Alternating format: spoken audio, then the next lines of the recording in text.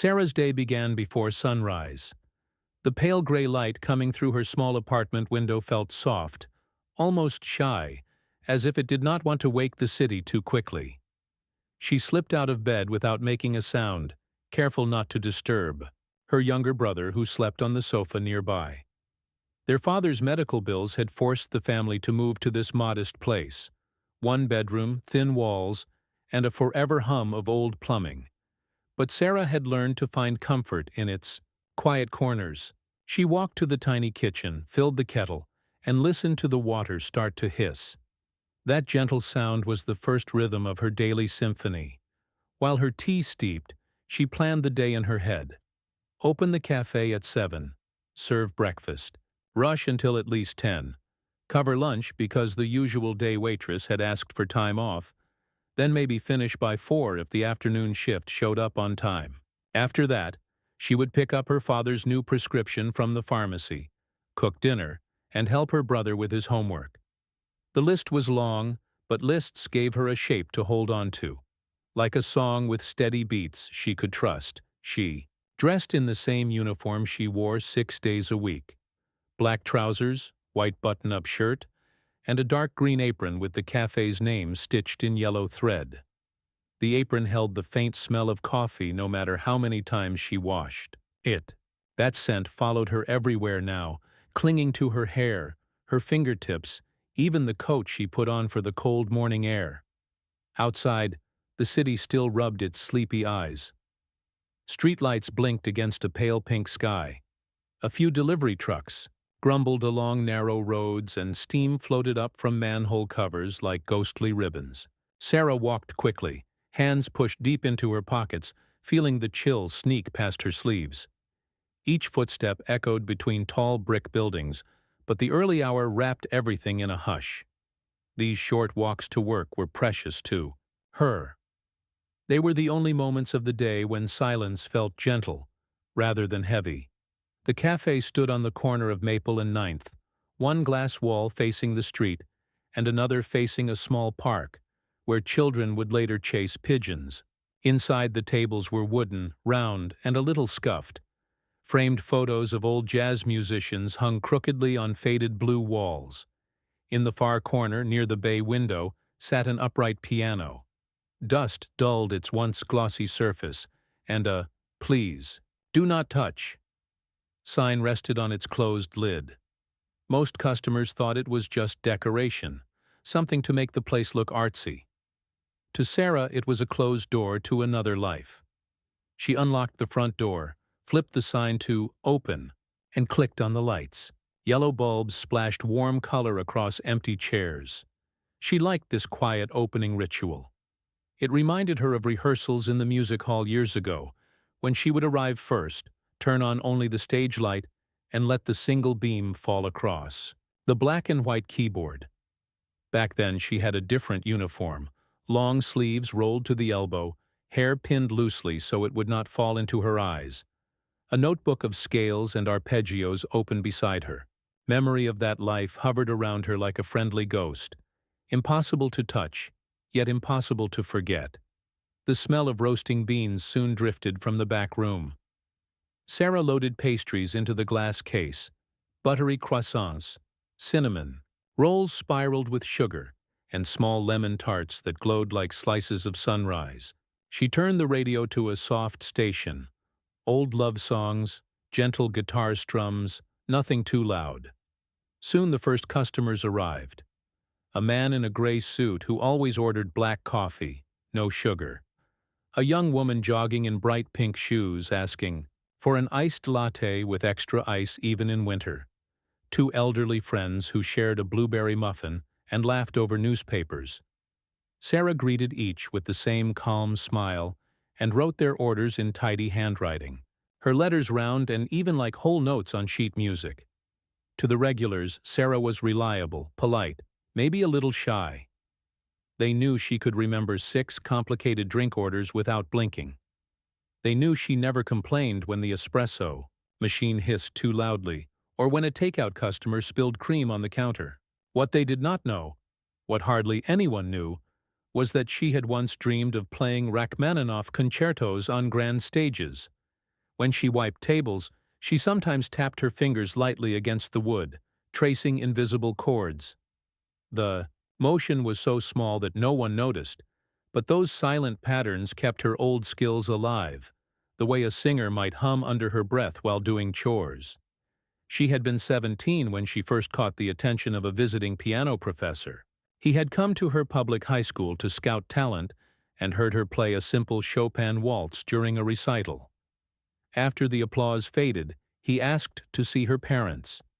He told them she had rare touch and natural phrasing, little phrases, that thrilled her heart. A year later, with scholarship papers in hand, she left for the Coastal Conservatory, suitcase stuffed with sheet music and naive hope. In the dorm, she met other students whose fingers flew even faster than hers, and, for the first time, she felt the sweet sting of healthy competition. She woke at dawn to practice, skipped dinners to memorize new scores, and fell asleep at night humming the generous swell of a Debussy prelude. Life tasted like possibility, bright and buzzing. Then came her father's collapse. One phone call shattered her tidy campus world. Heart failure, the doctor said. Surgery needed, long recovery expected. Insurance only covered so much. Sarah rushed home on the overnight bus, hands shaking the entire ride. She walked into the hospital room to find him pale, tubes taped to his arms, smile weak but brave. When he tried to speak, she pressed his fingers and told him to rest. She kept watch as machines beeped steady beside his bed, each beep hammering the truth deeper. Tuition money had to become hospital money. Scores had to become bills. The music would have to wait. Withdrawal papers felt heavier than any score. She had lifted. The dean signed with sympathetic eyes, but sympathy could not shrink medical costs. Returning home, she took the first job available, waitress at Café Molto, 10 blocks from the hospital. The pay was modest, tips unpredictable, but she grabbed every shift offered. Soon, 6 days on her feet became normal. She learned the secret of making milk foam smooth, how to carry 4 plates at once, and how to soothe frustrated customers with soft apologies. She told herself it was temporary, that once her father's strength returned, she would go back to the piano, pick up right where she left off. Weeks turned into months, months into years. Dreams, like bread left out overnight, grew stale if not tasted. Yet music refused to vanish entirely. When the cafe radio played a familiar piece, sometimes a jazzy arrangement of a classic, her ears pricked like a dog hearing its name. She would pause mid-pour, feeling a flutter in her chest, then force herself to finish the task. Sometimes, during late cleanup after closing, she dared to lift the piano lid a few inches, just to peer at the ivory keys. The dusty surface almost scolded her. She would touch one note, soft as a sigh, then snap the lid shut, afraid the tiniest sound might break her resolve to be practical. Co-workers noticed only slivers of the truth. Marcus, the part-time college student who worked weekends, once remarked, "You move like you're counting beats." Sarah laughed and shrugged. It was easier than explaining. Linda, the senior waitress with bold lipstick and booming laugh, sometimes caught Sarah tracing patterns on the counter and teased, "Writing love letters to the sugar jar?" Sarah shook her head, cheeks warm. How could she confess that she was rehearsing imaginary cadenzas on a wooden countertop? The cafe owner, Mr. Patel, cared mostly about punctuality and clean presentations. He had bought the piano at an estate sale years ago because he thought it looked classy. He never tuned it, never played it, never really heard it. For him, it was a silent statue that suggested sophistication. Still, once in a while, he tapped the lid and said, "Adds charm, doesn't it?"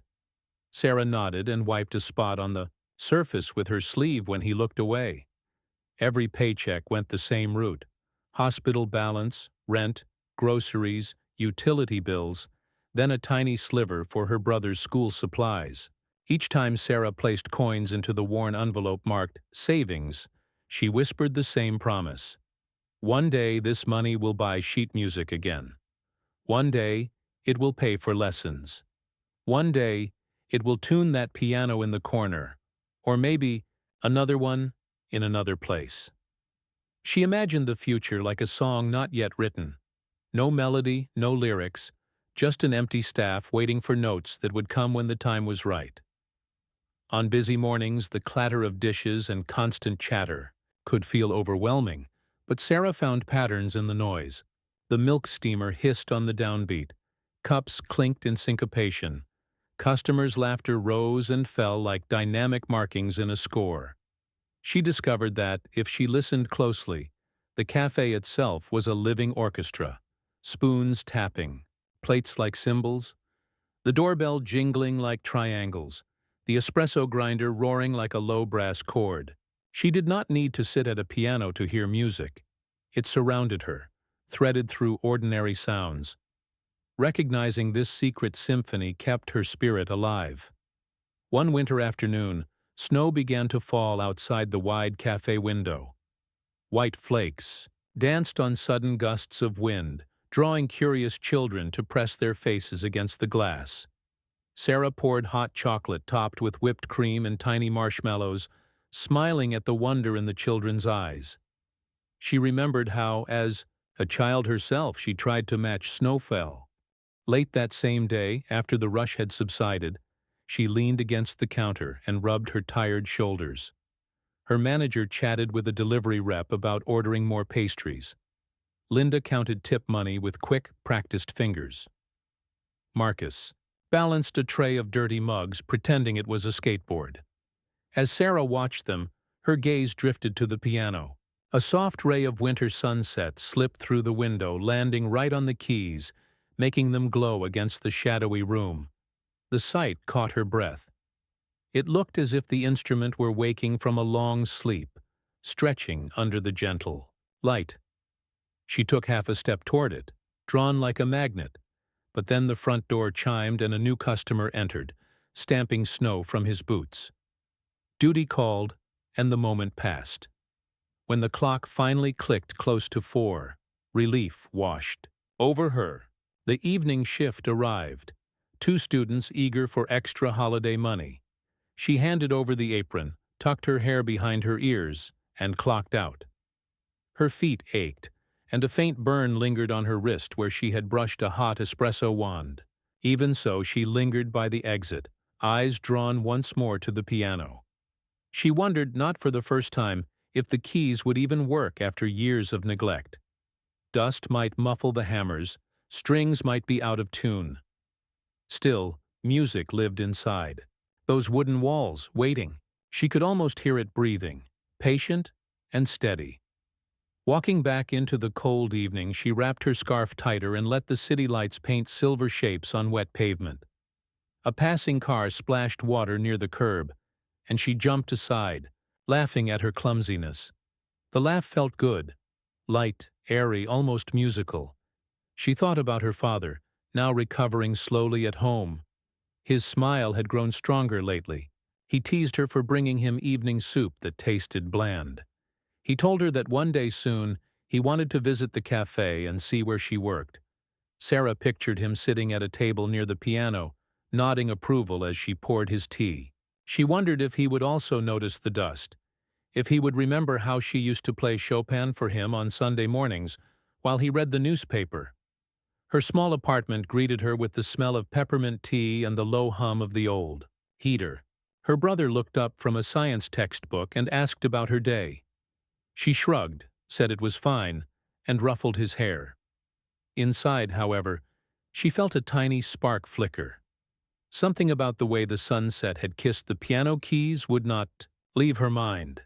It glowed behind her eyes even as she boiled noodles for dinner, even as she sorted laundry into tired piles.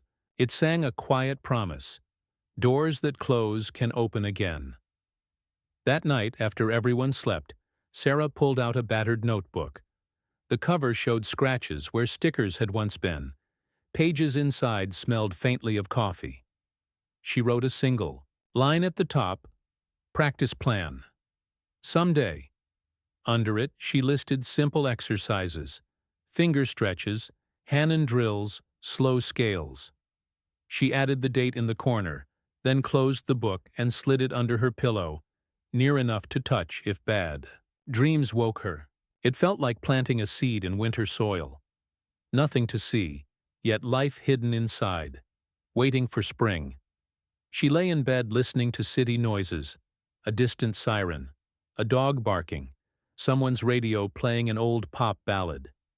Each sound felt like a note in an unfinished composition. Sarah's eyelids grew heavy, but her heart beat quietly in 4/4 time, steady and strong. She knew tomorrow would bring another dawn, another shift, another roll of bills to pay. But now, within her, a small melody stirred, a reminder of who she was beyond the apron and the busy tables. In the darkness, she traced imaginary keys on the sheet of air above her blanket, let silent music flow through her fingertips, and drifted to sleep with a gentle smile. The first genuine smile she had felt in a long, long while. The day began like any other for Sarah. She arrived at the cafe just before opening time as usual, unlocking the glass doors and stepping inside. The soft glow of morning light spilled through the windows, giving the cafe a peaceful warmth before the noise of the day began. She moved through her usual opening tasks with the quiet focus of someone who had done it 100 times, wiping the tables, setting out fresh pastries, turning on the coffee machines, and checking that everything was in place. There was something comforting about the routine, something that gave shape to her otherwise scattered life. Outside, gray clouds gathered slowly in the sky. The weather forecast had predicted light rain, and now it seemed the city was preparing for it. By mid-morning, the sky had darkened, and soft raindrops began to tap against the large cafe windows like a shy knock on the door. Fewer people walked the streets in the rain, so the usual breakfast crowd came and went quietly. Some customers lingered longer than usual, sipping their drinks slowly and watching the raindrops race each other down the glass. Inside the cafe, a gentle calm took over. The usual noise of chatter, clinking spoons, and grinding coffee beans was softer today. Even the regulars seemed to speak more quietly, as if not to disturb the peaceful sound of the rain. Sarah moved between tables with practiced ease, offering warm smiles and fresh refills. Every once in a while she would glance toward the corner where the old piano stood, mostly ignored. It sat there like a forgotten piece of furniture, dusty and unused. Most customers barely noticed it anymore. But Sarah noticed. She always noticed. Something about that piano always caught her attention, no matter how many times she tried to ignore it. It was the same kind of upright piano her family had owned when she was younger, before everything changed. Seeing it there always stirred memories inside her. Memories of her fingers dancing over keys, of long afternoons lost in music, of her father nodding along as she played. That afternoon, as the rain continued to fall steadily outside, the cafe was unusually quiet. Only a few customers remained. A young couple whispering over a shared muffin, a middle-aged man reading a book near the window, and an older woman who had fallen into a light nap beside her empty cup. The usual energy of the cafe had slowed, softened by the rain. Behind the counter, Sarah leaned on one elbow, taking a rare moment to rest. Her shift had started early and wouldn't end for another couple of hours. Linda, the older waitress with a loud laugh and a generous heart, was in the back room checking the pastry delivery list. Marcus, the part-time student who worked weekends, had just stepped outside for a smoke break. For a moment, Sarah was alone with the hum of the coffee machines and the quiet voices of the few remaining guests. Then Mr. Patel, the cafe owner, stepped out from his small office behind the counter. He was a practical man, always focused on numbers and schedules, but on days like this, he sometimes tried to lighten the mood. "It's too quiet in here," he said, half joking, looking around the cafe. "We need some music or something." He glanced toward the old piano, tapping his chin. "You know," he continued, speaking to no one in particular, Someone should play that thing one of these days. Would be nice to hear it actually used. Sarah froze for a moment. She kept her face calm, but her heart gave a little jump. Play the piano? It had been years since she had touched one properly. Years since her last lesson, her last performance, her last real practice session. Her hands still remembered, but her mind was full of doubts. Could she even play anymore? What if she had forgotten everything? Marcus came back in just then, shaking rain from his jacket. He heard Mr. Patel's comment and grinned. "What, you want a concert now?" he said playfully. "Maybe Sarah knows how to play. She looks like the type." Sarah gave a small laugh, trying to brush it off. "A little, a long time ago," she said quietly. Linda returned from the back just in time to hear that. "Wait, really?" she asked, surprised. "You never said you played." Sarah shrugged, wiping the counter to avoid their eyes. "I used to, before. It's been a while." "You should give it a try," Marcus said, nudging her with a smile. "Come on, what's the worst that could happen? It's just us in here." The customers in the cafe weren't paying attention, but the idea was hanging in the air now, like a note waiting to be played. Mr. Patel chuckled and waved his hand. "Why not? It's raining. Nothing's happening. Brighten up the place. A little." Sarah hesitated.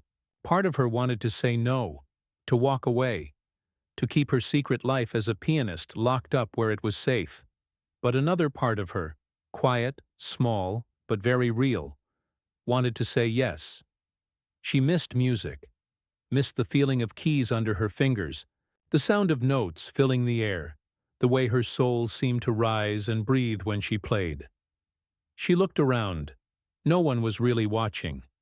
The cafe was quiet. The customers were relaxed, distracted. The rain outside covered everything in, a soft, forgiving blanket of sound. If ever there was a moment, this was it. Slowly, almost without realizing it, Sarah untied her apron and placed it gently on the counter. Her hands trembled just a little as she walked toward the piano. Each step felt like a memory coming back to life. She reached the piano and lifted the lid carefully. Dust puffed into the air, and the keys, though slightly yellowed with age, looked back at her like old friends. She sat down on the small bench. It creaked softly beneath her. For a moment she just sat there, staring at the keys, letting the weight of the moment settle over her. Her fingers hovered above the keyboard, and she took a deep breath. She didn't know what she would play. She hadn't prepared anything, but her hands remembered. She started with a single note, then another. Slowly, gently, a melody began to form. It was a simple tune, something she had played long ago, a piece her teacher once gave her when she was first learning how to play expressively. The notes were soft, sad, and sweet. They seemed to rise from the old piano like whispers, floating into the air with delicate grace. The cafe began to change. The young couple stopped whispering. The man with the book lowered it slightly and turned his head.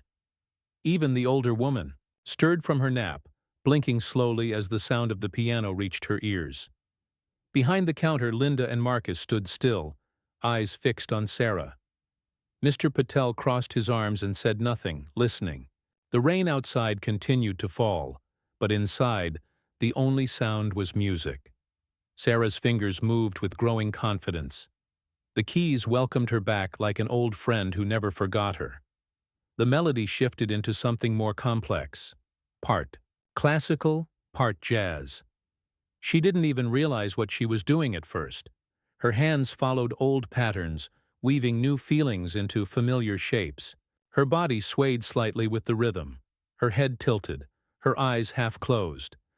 She was no longer just a waitress. She was a musician again. The piece built slowly, gaining volume and power. The room, though quiet, felt full. It was as if the cafe itself had come alive.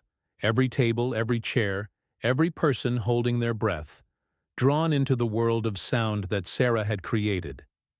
For those few minutes, nothing else existed. No bills, no broken dreams, no tired feet or forgotten plans. Only the music. When the final note faded, there was a long, deep silence. Then someone clapped. Then another. Soon the small room was filled with soft applause. It wasn't loud or wild, it was gentle, respectful, almost stunned. The kind of applause that meant more than words. The kind of applause that came from being truly moved. Sarah sat still for a moment, her hands resting in her lap. Her heart beat fast, her cheeks were flushed, and her eyes sparkled with a light that hadn't been there in years. She looked up and saw the faces watching her, not with judgment or confusion, but with admiration, even awe. Linda wiped the corner of her eye. "That was something else," she whispered. Mr. Patel smiled, shaking his head in amazement. "Why didn't you tell us you could do that?" he asked, his voice soft. Sarah didn't know what to say. Part of her couldn't believe it had just happened. Part of her felt like she had stepped out of a dream and landed gently back into her life. The young woman from the couple stood up and walked over. "That was beautiful," she said quietly. "You should play more often." Sarah gave a small, grateful smile. "Thank you," she said simply. She stood up from the piano bench, her legs a little shaky, and walked slowly back to the counter. Her co-workers stared at her, still stunned. "Well," Marcus said finally, breaking the silence, "I think we just found our live music for rainy days." Sarah laughed. Really laughed. It was light and full, the kind of laugh that came from deep inside. For the first time in a long time, she felt like herself again. The rain continued to fall outside, but the cafe had changed. Something had shifted, not just in the room, but in Sarah. A door had opened, even if just a crack. She had taken a step back into the part of her life she thought she had lost forever. And as she tied her apron back on and returned to wiping tables, she knew something had begun. Something small, maybe. Something uncertain. But something real. And all it took was one rainy afternoon and a dusty old piano to remind her that the music inside her had never truly gone away. It had just been waiting, quietly, patiently, for her to come back. Everything felt different after that rainy afternoon in the cafe. Sarah could feel it the moment she stepped inside the next day. The cafe still smelled like fresh coffee and buttered toast. The chairs were still a little wobbly. The air still buzzed with soft chatter and clinking spoons, and Linda still wore her loud earrings and even louder perfume. But there was a new kind of energy in the air, as if something invisible but important had shifted. The moment she walked in, Linda grinned at her. "Our local pianist is here," Linda said, handing her an apron. Sarah laughed and rolled her eyes, but her cheeks turned pink. She didn't know how to feel about the attention. Part of her felt shy, unsure of what had really changed, but another part, one that had been sleeping for years, felt warm and awake. That afternoon performance had become the talk of the cafe, not just among the staff, but among regular customers too. Word spread quickly, and by the second day, a small group of people came in not just for coffee or pastries, but because they wanted to see if the girl who worked behind the counter would play the piano again. Mr. Patel noticed the shift. Always a practical man, he had built the cafe on routine and reputation, but even he could feel the spark that Sarah's music brought. One evening, as they were closing, he walked over to her as she was wiping down tables. "People like it," he said. "They really do. That thing you did with the piano? Maybe you could play once a day? Just a short set, nothing too big. 5, 10 minutes, maybe when it's quiet." Sarah hesitated. The idea made her nervous. It was one thing to play once, on a rainy afternoon with barely anyone paying attention. But playing regularly? That sounded serious. Like expectations. Like pressure. "I don't know," she said softly. "It was just a one-time thing." But Mr. Patel smiled, tapping the table gently. "Some one-time things are meant to come back. Think about it." She did think about it. All night. She lay awake, staring at the ceiling, remembering how it had felt to play again. How her fingers had moved like they still remembered the language of music. How the cafe had fallen quiet. How people had listened. Really listened. And deep down, she knew she wanted to feel that again. So the next day, when the lunch rush was over and the cafe had quieted down to a few scattered customers, reading newspapers and sipping tea, Sarah stood from behind the counter. Her hands were shaking just a little, but her heart felt stronger than it had the day before. Without a word, she walked to the piano, lifted the lid, and sat down. This time, there was no hesitation. She played. The piece was a soft waltz, light and gentle like falling snow. Her fingers danced over the keys, building the rhythm, letting the music fill the room. The sound floated out slowly, and once again, the cafe paused. Conversations dropped to whispers. People turned their heads. Some smiled, some closed their eyes. When she finished, there was a ripple of soft claps. Nothing wild, nothing loud. Just the quiet joy of people who had been touched by something beautiful. And that's how it began. Sarah started playing every afternoon just for a few minutes, just one or two pieces. It became part of the cafe's rhythm. First the morning rush, then the calm lunch hours, then Sarah's performance. People started calling it piano time. Some customers even timed their visits just to hear her play. There was a man who always brought a notebook and wrote while she played. A teenage girl with headphones who always unplugged them just for those few minutes. Even the grumpy man who never smiled began to nod along to the music. Sarah's confidence grew with each note. She started practicing again at home on a small keyboard she had stored under her bed for years. She looked up old sheet music online, printed out new songs, even tried writing a few of her own melodies. Her fingers were stiff at first, but every day they grew stronger, quicker, more sure. Her co-workers supported her in small ways. Marcus once brought her a second-hand music stand he found at a garage sale.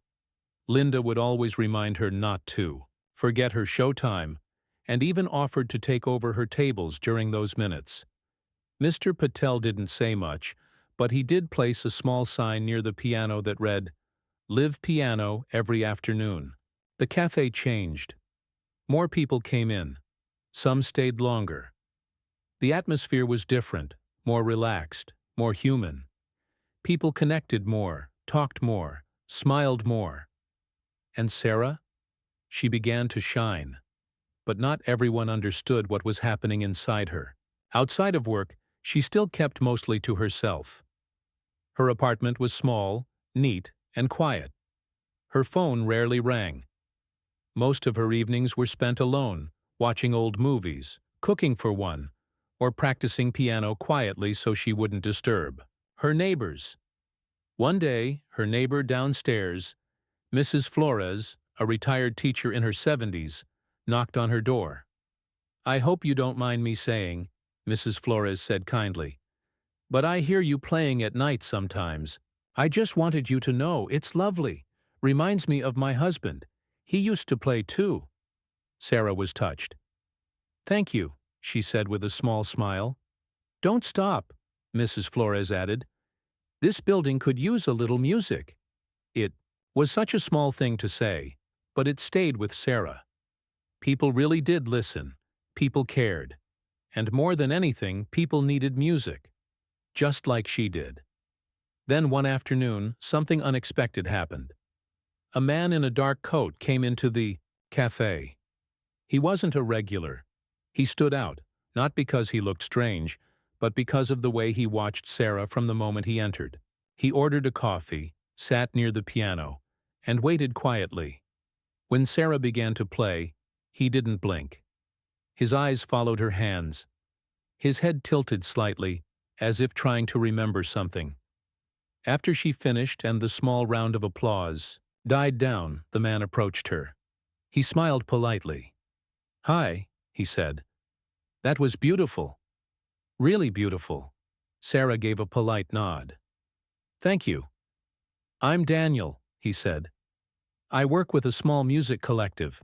We help local artists find places to perform. Small concerts, open mics, that sort of thing. Sarah blinked. Oh, I'm not really a performer. I just play here. It's nothing big. Daniel shook his head. It's not nothing. It's something. Something real. Would you be interested in playing at a small community event next month? We're doing a showcase. Local artists, musicians, poets. It's a relaxed crowd. Very supportive. Sarah's stomach flipped. A performance? In front of strangers? Not just a 5-minute piece in a cafe, but an actual event? I don't know, she said. I've never done something like that. Daniel smiled kindly. You don't have to say yes now. Just think about it. Here's my card. He handed her a small white card with his name, number, and a logo, for something called Heart of the City Arts. Then he left, just like that. Sarah stared at the card for a long time that night. Her fingers traced the edges. She didn't know if she could do it. She was just Sarah. A waitress. A girl with a dusty keyboard and a handful of half-forgotten dreams. But hadn't she already come farther than she thought possible? The next day, she told Linda about the invitation. Linda clapped her hands like a child. You have to do it. I'll be in the front row, cheering like a crazy person. Even Mr. Patel gave her a rare nod of approval. You'll be great, he said. The city needs more beauty. Still, Sarah hesitated. She wasn't sure if she had enough courage. That night she sat at her keyboard, staring at the black and white keys. She closed her eyes and let her fingers move. She played slowly, softly, one note at a time, and somewhere in that music, she found the answer. The next morning, she called Daniel. I'll do it, she said. And as she hung up the phone, something inside her, something old and brave, stood up and smiled. She didn't know what the performance would be like. She didn't know if people would like her music, but she knew one thing for sure. She was no longer hiding behind the counter. She was ready to step out and let the world hear her voice. One note at a time.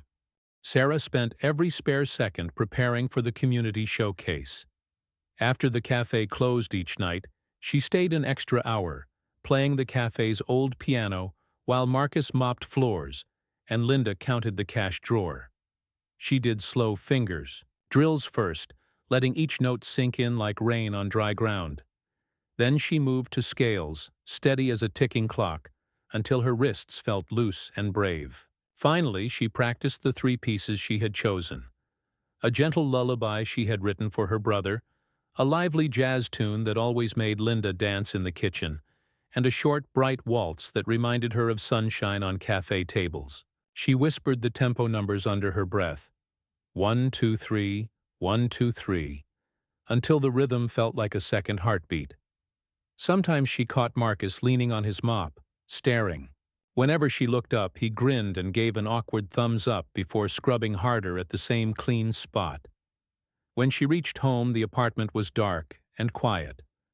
Her brother had fallen asleep over his schoolwork, his pencil still in hand.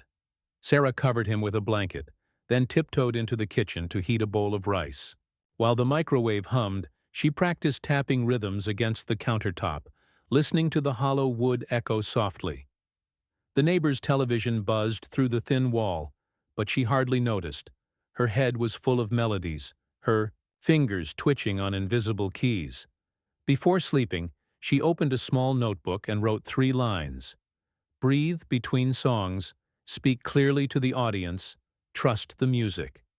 She slid the notebook under her pillow the way some people kept. Photographs of loved ones, a last comfort before dreams. The day of the showcase arrived cold and windy. Gray clouds raced each other overhead, making the streets feel narrow and unsure. Sarah woke before sunrise, heart thumping in her chest like a drum. She brewed tea, but her hands trembled so much she spilled half the hot water, splashing. Her wrist. It stung, but she barely felt it. She ironed her best blouse twice, trying to smooth every wrinkle, then tied her hair back with the same ribbon she used to wear at the conservatory. When she looked in the mirror, her reflection gave her a scared smile, one that said, I remember who you used to be, but I'm not sure I can be her again." At the cafe that morning, Linda wrapped her in a warm hug that smelled like vanilla perfume. "You're going to be amazing," Linda said, pressing a small silver locket into Sarah's palm. "It was my mother's.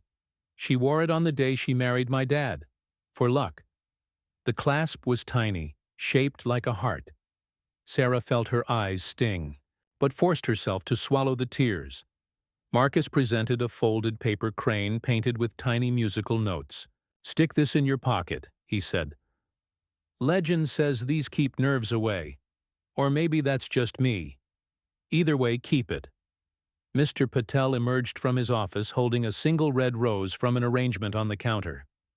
"I know nothing about music," he said gruffly, "but a performance deserves flowers." He handed her the rose, then cleared his throat. "If customers come looking for you tonight, I'll tell them the star's on a bigger stage." Sarah finished her shift at 2, changed clothes in the tiny staff bathroom, and caught the bus across town to the neighborhood arts center. The weather had turned colder. She could see her breath as she waited. A gust of wind threatened to pull the rose from her hand, but she curled her fingers tighter around the stem. Inside the bus, windows fogged quickly, making the world look like a watercolor. Sarah pressed her forehead to the cool glass, whispering her set list again and again. Lullaby, jazz, waltz. She pictured each first note glowing in the dark, ready to lead her safely forward. The Arts Center was a converted warehouse painted bright yellow, with murals of dancers and trumpets on its walls. Inside, volunteer greeters wore matching green, T-shirts and cheerful smiles. Daniel met her near the stage door, clipboard in hand, eyes shining with relief. "You made it," he said. "Sound check's done, piano's tuned, crowd's friendly, everything's perfect." He guided her to a backstage corner where folding chairs, guitar cases, and a giant drum set crowded together like waiting passengers. Someone had hung a sheet of paper on the wall. Tonight's lineup: poets, singers, a comedian, and after, 2 other acts. Sarah's name, in neat black print. She tuned out the chatter, breathing slowly, counting to 4 again and again. The wooden floor beneath her feet vibrated faintly with each performer's footsteps. Through a small gap in the curtain she could see rows of chairs filling up. Families, students, elderly couples in thick coats. Near the front, she spotted Linda's bright earrings flashing under the lights. Next to her sat Marcus, who waved both arms when he caught sight of Sarah's face peeking through. Mr. Patel and her brother squeezed into the second row, her father beside them in a wheelchair borrowed for the evening. He looked thinner than before, but his eyes searched the stage with the determined focus of a man who had waited a long time for this moment. The acts before her passed in a blur. A young poet recited verses about city nights and neon dreams. A guitar duo played quick flamenco rhythms. Each burst of applause made Sarah's pulse race faster. Then Daniel stepped into the light, microphone in hand. "Next we have a very special guest," he said, voice warm. "She found her audience one quiet afternoon in a neighborhood cafe. Tonight she shares her music with all of us. Please welcome Sarah Khan." The lights dimmed, then brightened. Sarah walked out onto the small stage, the rose tucked into her blouse pocket, the paper crane in her hand. Her shoes felt too loud on the wooden floor. The grand piano gleamed under the spotlights, sleek, black, elegant, nothing like the dusty upright she played every day. She bowed awkwardly, sat, and closed her eyes. For a fleeting second, everything vanished.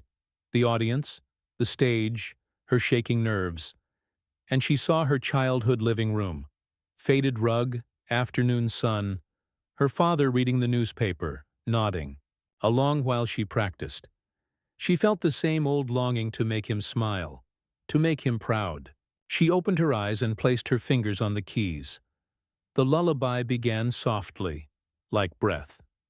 Left hand held a steady, rocking rhythm while the right sang a tender melody, simple as a child's whisper. The hall grew still. She imagined the notes floating into the crowd the way fireflies drift across a summer yard. She thought of her brother asleep over homework, of her neighbors listening through thin walls. The song grew richer, hinting at sadness but always returning to comfort, until at last it settled on a warm major chord. She lifted her hands and counted 2 silent beats before letting the final resonance fade. A sigh fluttered through the audience, one long exhale shared by dozens of hearts. No applause yet. They were still inside the spell. Sarah dove straight into the jazz tune, snapping the spell into joyous motion. Her fingers bounced, playful, hopping across chords. Like raindrops on rooftops, she threw in unexpected twists, syncopated riffs, bluesy slides, lively call and response between left and right hands. People began to sway gently. Someone in the back let out a delighted, "Whoo!" At the bridge she stomped the pedal and let a deep rolling chord growl through the hall, then broke into a lightning run that made even her own heart stumble. As the final flourish sparkled into silence, cheers erupted. Claps, whistles, one loud "yes" from Marcus. Sarah allowed herself a quick smile, but not a full breath. One piece remained. The waltz started quiet as dawn, gradually opening. Like a flower. She felt every beat, the pulse steady beneath swirling melody. The 3/4 rhythm spun her inward, then outward, like dance steps guiding her across a remembered ballroom. Midway she closed her eyes again, trusting muscle, memory. The piano's rich voice soared. She leaned forward, chasing dynamic swells with her body. In the final passage her hands crossed, high arpeggios sparkling over deep sustained bass, until the last chord rang clear and bright, like sunlight free of clouds. Silence. Then thunder. Feet shuffled, hands clapped hard, some slapped the wooden seats. Linda sprang up shouting, "Brava!" Sarah stood, cheeks wet though she could not recall tears starting. She bowed once, twice. When she straightened, she saw her father wiping his eyes. Her brother had both arms in the air, waving wildly. Mr. Patel's usual stern face held a soft grin. Sarah pressed her palm over her heart, then hurried backstage before her knees gave way. Backstage volunteers hugged her. Strangers high-fived her. Daniel beamed as if he had won a secret bet. "Unbelievable," he kept saying. "Unbelievable." Someone thrust a bottle of water into her hand. Another stuck a small bouquet of daisies under her arm. Sarah's phone buzzed non-stop in her pocket. She ignored it, too dizzy with relief. After the show, audience members milled about the lobby. Children tugged parents toward her, asking for pictures. An elderly man with thick glasses said, "Your waltz reminded me of Paris in 1952. A college film student begged to use her lullaby in a short movie. Daniel introduced her to a local radio host who booked her for a morning interview on the spot. Sarah signed programs, smiled, thanked them all in half-whispered disbelief. Outside the center, cold wind slapped her cheeks, bringing her back to earth. Her father reached for her hand. His grip felt weak but sure. "I knew," he said softly. "I always knew." No other words came. None were needed. They just stood there, breathing steam into the night air. A father and daughter stitched together by music. Sarah's final days of summer term passed in a blur of lessons, late-night practice, and careful budgeting. Yet she carried herself with a different lightness now, as if an invisible door behind her had been locked for good, and all the forward ones lay swinging wide. She still worked 2 short cafe shifts each week, not because she needed the little money. Scholarships and a few paid gigs now covered most bills, but because the place felt like family. The smell of fresh espresso, the click of cups on saucers, the sound of rain tapping the windows. They reminded her how fragile beginnings could bloom into new worlds. Customers who came on those days often found her whistling scales while wiping tables, or drumming quiet rhythms on the counter while waiting for milk to foam. The piano in the corner had finally been tuned, and a local artist had painted wildflower vines along its side. Whenever she touched its keys, even just to test the pitch, a hush fell over the room. The kind of hush that carried curiosity instead of pressure, admiration instead of expectation. One bright Monday morning, an envelope arrived at her apartment, bearing the logo of the city's historic Riverside Theater. Inside was a short letter printed on thick cream paper. The theater's board was curating a New Voices concert series, and they wished for Sarah to be the opening performer. Their research team had watched her Arts Center video, attended one of her outdoor market sets, and spoken to Daniel from the collective. The board believed her story and sound captured exactly what the series hoped to highlight: talent, grown in ordinary streets, shared with extraordinary heart. The date they suggested stood only 8 weeks away. Late October, when autumn leaves would flame along the riverbank and the air would smell of wood smoke and early frost. They offered rehearsal time on the House Steinway, a small honorarium, and promotional support. All they needed was her reply. She read the letter twice, then sat very still, letting the weight of possibilities settle. Riverside Theater was older than most downtown skyscrapers, a jewel built when silent films and vaudeville acts ruled entertainment. Its velvet seats, ornate balcony, and chandelier the size of a small boat had framed many famous debuts. To be invited there did not feel like fate tapping politely. It felt like destiny knocking with a brass hammer. At the same time, doubts drifted in like anxious moths. Almost 26 years old, she had spent more nights waiting tables than playing concert halls. Did her modest collection of compositions deserve that grand stage? Could she craft a full evening program strong enough to hold strangers' attention in such a historic room? She carried these questions into her next cafe shift. During a lull, she showed the letter to Linda, who immediately squealed so loudly that 2 customers spilled sugar on their laps. Marcus read it, jaw hanging open, before breaking into a victory dance that involved more elbows than rhythm. Mr. Patel, proud but practical, asked how many seats the theater held. When Sarah answered, he did a quick calculation on a napkin, then announced that if every regular customer bought just 1 ticket, she would fill half the hall already. Their confidence felt like a warm coat across her shoulders. Still, she needed one more sign. That evening, she visited her father. He was stronger now, walking short distances without the cane, though a subtle wobble in his step remained. They sat at the kitchen table, steam rising from mugs of chamomile tea. She placed the letter between them and told him everything: her excitement, her fear that the music inside her might still be too quiet for such a big space. He listened closely, eyes soft with memory. Then he reached out, tapped the paper once, and said, "Stages are just rooms with bigger echoes. What matters is the first note. If it comes from truth, the walls will carry it to everyone." He pushed the letter back to her and added, "I'd like to hear those echoes for myself." That sentence melted the last of her hesitation. That night, she emailed the Riverside board a simple yes with deep gratitude. The next weeks unfolded like carefully spaced dominoes. Daniel handled logistics, contracts, marketing photos, press release blurbs.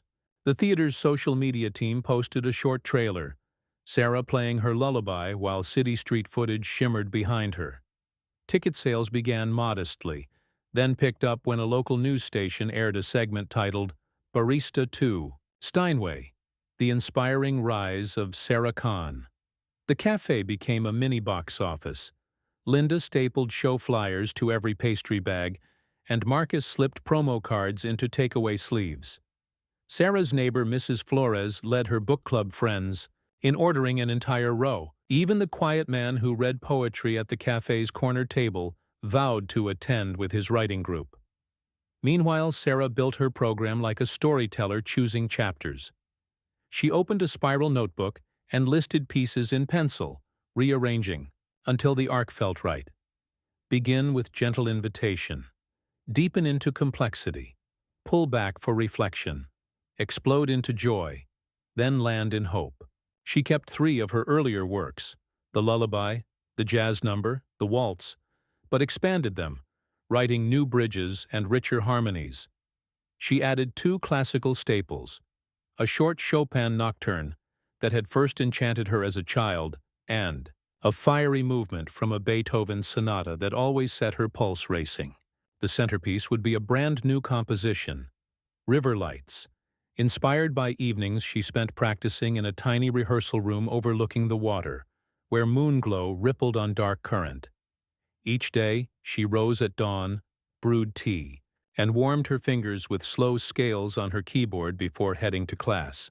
Between lectures, she spent hours in the conservatory practice wing, sometimes losing track of time until a janitor flicked the hallway lights off to signal closing. In those silent corridors, she chiseled tiny details.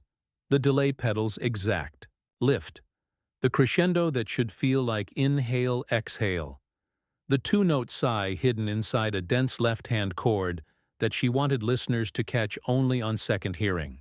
She recorded rehearsal sessions on her phone, replayed them on the bus home, marking phrases that felt rushed, moments where emotion peaked too soon, beats where her mind wandered.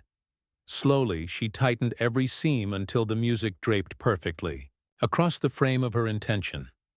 On quiet nights, when her brother finished homework and her father dozed in the living room chair, Sarah set sheets of blank staff paper on the kitchen table and worked on River Lights.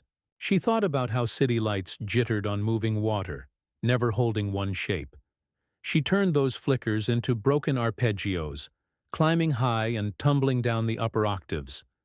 She thought about how street lamps cast long reflections that quivered when boats passed, and she wrote shimmering tremolos that faded, then flared again.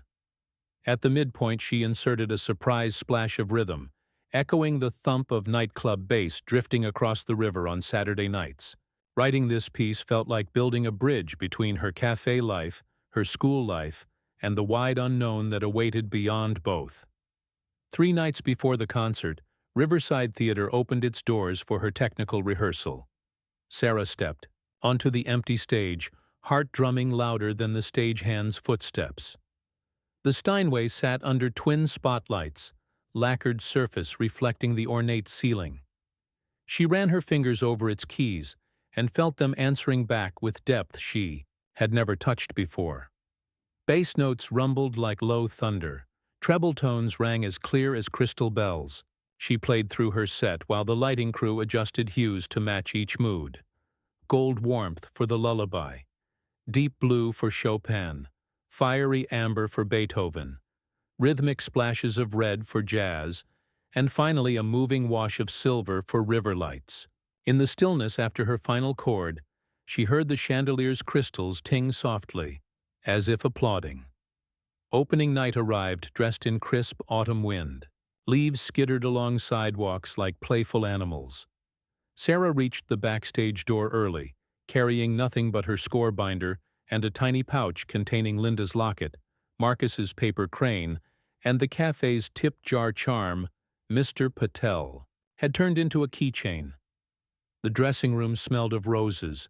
Someone had placed a bouquet on the vanity with a card that read, "Break legs, mend hearts, your cafe family." She pinned her recital hair in a low twist, then paced the hallway repeating her father's words. First note comes from truth. An hour before curtain, the stage manager escorted her father to a side seat near the piano. He rolled the wheelchair into place, looked up at her standing off stage, and gave a steady thumbs up. Sold-out signs hung at every entrance. Over 900 people filled the plush seats. Students, cafe regulars, curious strangers, distant relatives, and, in a surprise she would learn later, 2 talent scouts from an independent record label known for supporting crossover classical artists. Sarah did not see them. She felt only a blur of friendly faces, each shining with its own small story, its own quiet hope. Lights dimmed. A hush swept the crowd. The MC offered a brief welcome, then called her name. She stepped into the glow like a diver stepping toward deep, clear water, fearful yet thrillingly alive. She bowed, inhaled, placed both hands on the keys, and let the lullaby unfold. It fluttered gently, rocking the room into attentive stillness. From there, she climbed through the program, each piece a stepping stone into deeper connection. Chopin shimmered. Beethoven roared and sighed. Toe. The jazz tune sparked laughter and feet tapping audibly beneath velvet seats. Between selections, she spoke a few words about where each melody came from. Rainy afternoons, dusty uprights, friendships forged over spilled coffee. Her voice shook, at first, but the audience leaned in kindly, giving her confidence room to grow. When she reached River Lights, the silver wash lit the backdrop like moonlight on water. She closed her eyes and began. Notes trickled, pooled, burst apart, rejoined, painting motion on the air. She felt inside the music rather than on top of it. Halfway through, she sensed something shift, like the whole hall breathing in unison, heartbeat aligning with rhythm. In the final pages, where tremolos fade into a fragile high-note echo, she lifted her hands slowly, allowing the pianissimo to linger. Silence expanded, spacious and electric, before applause thundered in. People rose to their feet row by row, until only her father sat, unable to stand, but clapping with all the strength of his recovering heart. After bows, after curtain calls, after flowers and flashes of cameras, she walked off stage and collapsed onto a backstage couch, laughter and tears mixing into one strange, joyful hiccup. Daniel rushed in first, bouncing like a child, then the theater director, then half a dozen message bearers, reviewers wanting interviews, radio hosts requesting recordings, the record label scouts extending an invitation to discuss future projects. She nodded, smiled, floated. Amid the commotion, her father rolled in with help from a stagehand. He simply held her hand, eyes shining with that echo they had discussed. Big space, first note of truth. "I heard it," he whispered. "All of it." The following week unfolded like bright confetti tossed by an unseen celebrant. Reviews praised her fresh sincerity and storytelling hands. The newspaper called River Lights a poetic conversation between city and river. Ticket demand for second and third nights of the series soared, so the theater invited her to reprise the program the following month.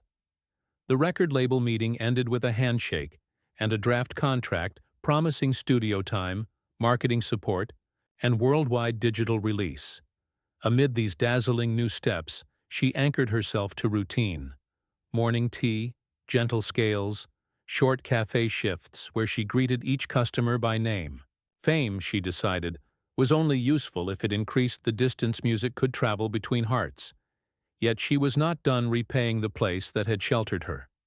She proposed to Mr. Patel that the cafe host free monthly concerts, inviting street musicians or conservatory students who needed friendly audiences. He loved the idea. They pushed tables aside one Friday evening, and Sarah opened the first Coffee and Keys night with a 3-song set. A high school cellist performed, next, trembling but triumphant. A middle-aged guitarist played Spanish folk tunes. The tip jar went toward a community music school scholarship fund. Sarah watched from the pastry counter, feeling as proud of those newcomers as if they were her own students. By winter, she balanced recording sessions with final exams, cafe, concerts with tiny tour dates at regional theaters.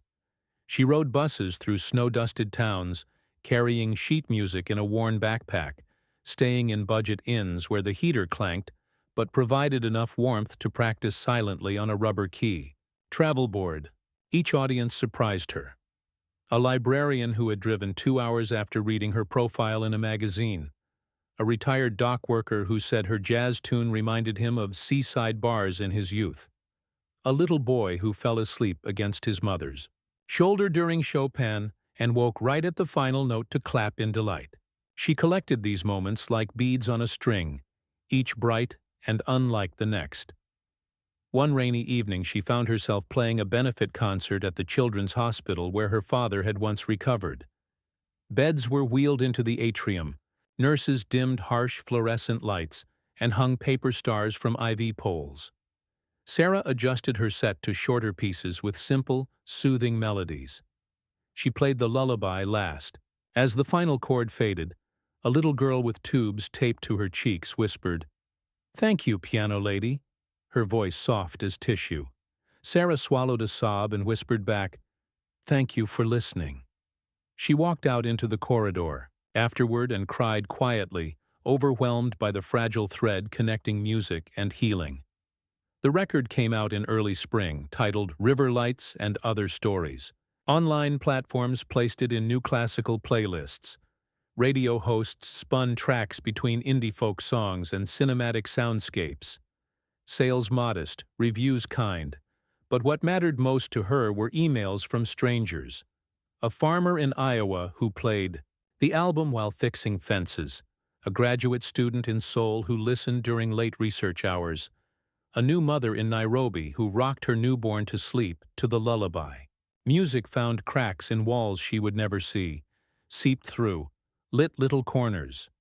With album royalties and gig income, she repaid the last of her father's medical debt and surprised her brother with a used laptop for school. She even managed to rent a slightly larger apartment with room for a second-hand upright, finally freeing her neighbors from midnight keyboard practice.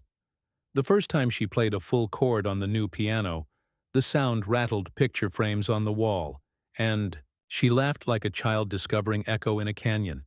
But she never forgot where the journey began. On the anniversary of that first rainy day performance, she asked Mr. Patel if she could open the cafe early, just for staff and whoever happened to wander in. He agreed. She set a vase of wildflowers on each table and baked cinnamon rolls with Linda until dawn light slanted through the glass. Marcus strung fairy lights along the ceiling beams. At 7:30, Sarah sat at the wildflower piano and played a simple melody, something new, not yet named. It started quiet, recalling dust motes drifting in weak winter sun, then swelled into a gentle celebration of shared mornings, whispered encouragements, brave first steps. Staff paused mid-task, customers froze mid-sip, and that hush, oh, that hush, returned, rich with remembrance and possibility. When she finished, no one clapped immediately. They let the silence ring, honoring the space where everything had changed. Later that day, she wrote in her notebook, "The journey is a circle that keeps widening." She understood now that stages came in all sizes: a corner cafe, a grand theater, a hospital hallway, a living room rug. Her job was simply to bring truth to the first note, trust the echo, and keep widening the circle so others might step inside and find their own brave sound. And so she did, one note at a time, letting river lights, and every light after, show her the way forward.